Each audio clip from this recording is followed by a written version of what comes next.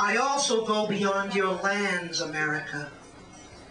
There I make my wandering home, flying, traveling, singing, and conversing throughout the days. And in Asia, in the USSR, in the Urals, I pause and expand my soul, permeated with solitude and rosin.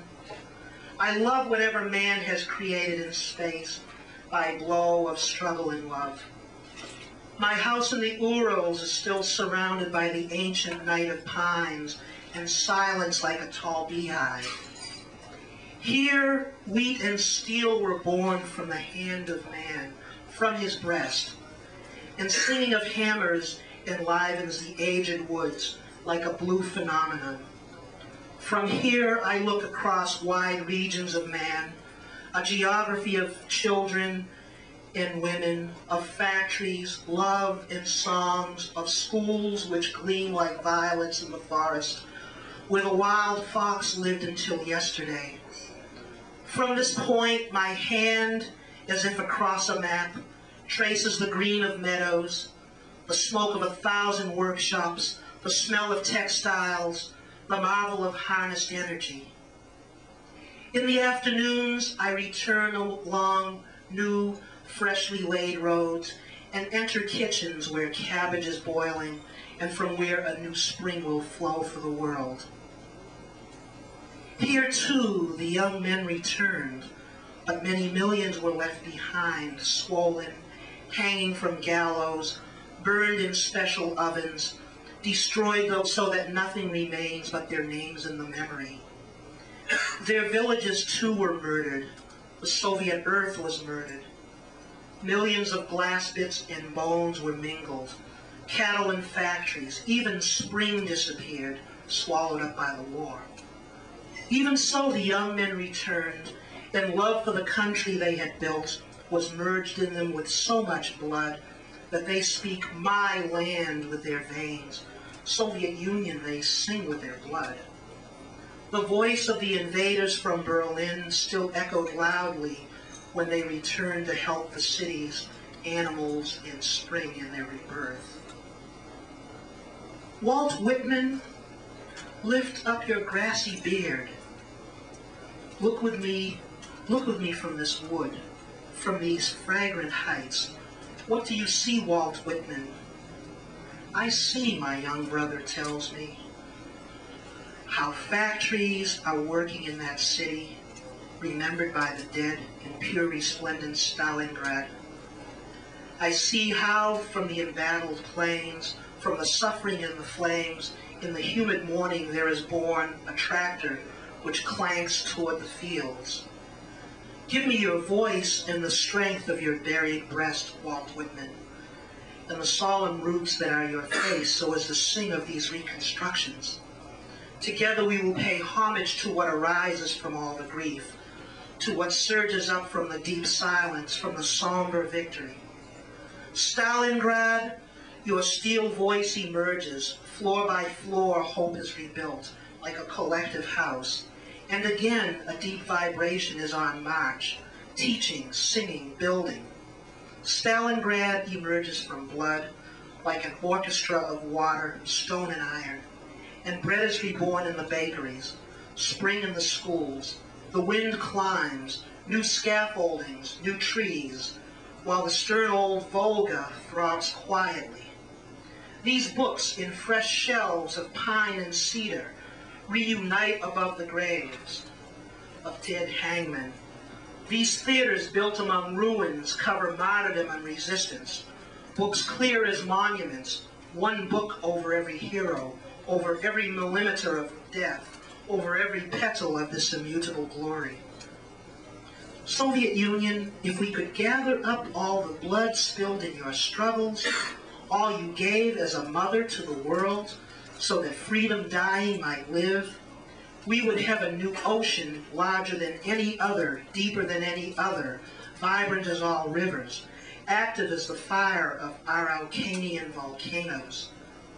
Sink your hand into the sea, man of every nation, then withdraw and drown in it all that has forgotten, outraged, lied and stained, all that joined the 100 small curs of the western dump heap and insulted your blood, mother of free men. From the fragrant Ural pines, I watch the library which is being born in the heart of Russia, a laboratory in which silence itself works. I watch trains carrying lumber and songs to new cities, and in this balsamic peace a beat starts, as if in a new breast. Girls and doves return to the steppe, disturbing its whiteness. Orange trees become peopled with gold. Now at each dawn, the marketplace has a new aroma. A new aroma which arrives from the high lands where martyrdom was greater. The map of plains trembles with engineers writing their numbers, and aqueducts twist like long serpents across the earth of a new misty winter. Within 3 rooms of the ancient Kremlin lives a man named Joseph Stalin. The light goes out late in his room. The world and his country give him no rest. Other heroes have brought the country into being. Beyond this, he helped to conceive his and construct it and defend it. His immense land, therefore, is part of himself, and he cannot rest because she does not. In other times, snow and gunpowder found him facing the old bandits who wished, as again now, to revive the knout and misery, the anguish of serfs, the dormant pain of millions of poor. He was against the Wrangels and Denikins sent by the West to defend culture.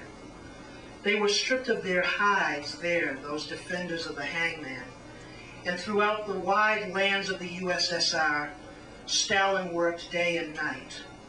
But later, in a leaden wave, came the Germans, fattened up by Chamberlain. Stalin confronted them at all the vast frontiers, in all their retreats, in all their advances, and as far as Berlin, like a hurricane of people, his sons arrived, bringing the broad peace of Russia. Molotov and Voroshilov are there.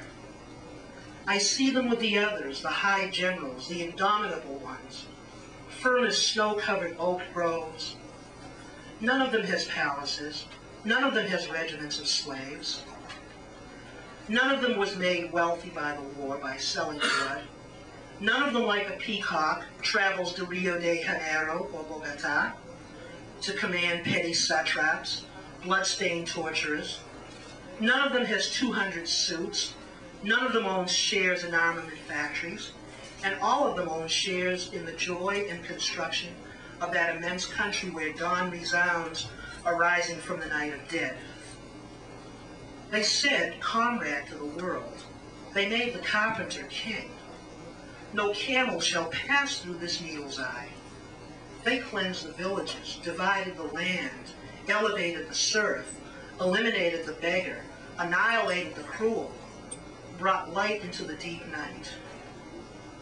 Because of this, Arkansas boy, or rather you, gilded youth of West Point, or better you, Detroit mechanic, or instead you, stevedore of old New Orleans, to all of you I speak and say this: walk firmly, open your ear to the vast human world.